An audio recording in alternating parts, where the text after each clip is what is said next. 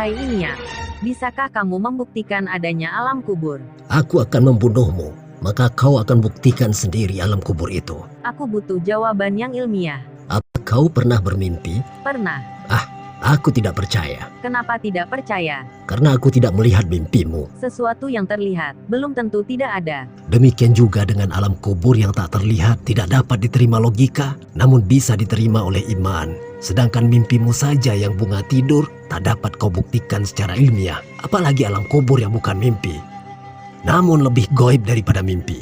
Apa kau punya alasan atau pendapat untuk meyakinkanku? Jika kau meminta bukti secara ilmiah terhadap hal yang tidak ilmiah, itu sama saja dengan memasukkan kepalamu ke dalam lubang jarum. Sedangkan alam ini punya beragam dimensi yang di luar nalar. Kami punya Al-Quran. Memang bukan kitab ilmiah, namun ilmuwan sangat sering menemukan fakta ilmiah yang sudah terlebih dahulu diinformasikan oleh Al-Quran. Contohnya, sungai di bawah laut yang ditemukan oleh Jacques. Namun Al-Quran sudah terlebih dahulu menjelaskan dalam surat Al-Furqan ayat 53. Suara ultrasonik tentang tumbuhan bertasbih ditemukan oleh Profesor William Brown, tapi sudah terlebih dahulu dijelaskan dalam Al-Quran surat Al-Isra ayat 44. Fenomena hujan hewan yang pernah terjadi sudah terlebih dahulu dijelaskan dalam Al-Quran surat Al-A'raf ayat 133. Black hole sudah dijelaskan dalam Al-Quran surat At-Tur ayat 15-16. Ruang hampa udara di angkasa, semakin tinggi kita naik, semakin membuat dada sesak. Dan itu sudah lebih dahulu dijelaskan dalam Al-Quran, surat Al-An'am ayat 125. Nabi Muhammad membelah bulan, bukan dongeng belaka. Tapi terbukti ada bekas bulan terbelah. Jilatan anjing yang dibasuh dengan tanah, ternyata ilmuwan menemukan bahwa kuman pada air liur anjing hanya bisa mati dengan tanah. Dan ratusan lagi fakta ilmiah lainnya yang terdapat di dalam hadis dan Al-Quran. Jika orang yang bertumpu pada logika belaka sepertimu kemudian menemukan fakta-fakta ilmiah di dalam Al-Quran, maka dia pasti akan berpikir dan akan berpikir sekian kali untuk mengatakan Islam itu tidak benar.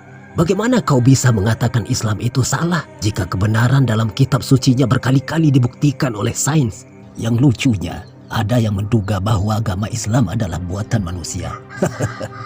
Penciptalah yang lebih mengetahui ciptaannya. Bahkan jika Superman benar-benar ada, dia pun tidak akan bisa melakukan penelitian seperti apa yang telah diterangkan oleh Al-Quran. Lihatlah, tubuh kita tak bisa kita kuasai sendiri. Bisakah kita menahan kedipan mata seharian? Menahan buang air kecil dan besar seminggu atau sebulan? Menghentikan pekerjaan organ dalam kita seperti jantung? Menukar oksigen dengan bahan lain untuk bernafas? Tidakkah kita pikirkan ada kehendak yang maha dahsyat yang mengendalikan diri kita, yaitu kehendak Tuhan? Jika kita melihat sesuatu yang di luar batas kekuatan, kecerdasan manusia, yang kedahsyatannya di luar nalar, maka renungkanlah. Sesungguhnya ada sesuatu di balik semua itu. Sesuatu yang bukan makhluk, bukan benda, namun melebihi dari yang ada. Itulah Tuhan.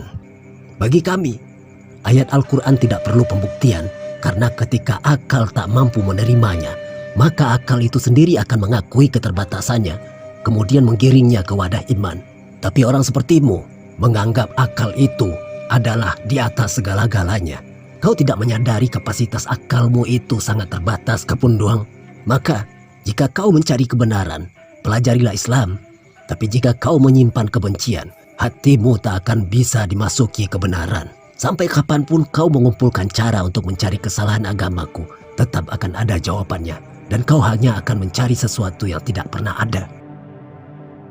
Pemirsa, jika kita bertemu dengan orang yang tidak percaya dengan adanya Tuhan, atau orang yang meminta bukti logika tentang Islam, mereka tidak akan menerima ayat dan hadis. Kita tidak bisa menjawab dengan syariat, tarekat, hakikat maupun makrifat. Bahkan para imam besar di zaman dahulu seperti Imam Hanafi juga pernah berdebat dengan orang yang anti-Islam. Dan ketika mereka berdebat dengan orang yang tidak percaya Tuhan, mereka tidak menggunakan ayat dan hadis untuk melawan mereka. Satu hal yang perlu kita catat, ayat qauliyah, yaitu ayat-ayat yang tertulis di dalam Al-Quran, bukan santapan mereka. Tapi kita harus menggunakan ayat kauniyah yang berupa alam semesta, perbandingan-perbandingan, dan kiasan-kiasan.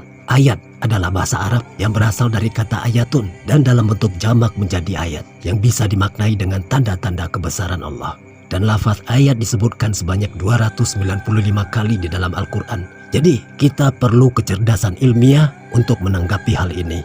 untuk menolak atau membantah atau menjawab tuduhan dan pertanyaan-pertanyaan mereka yang memojokkan kita.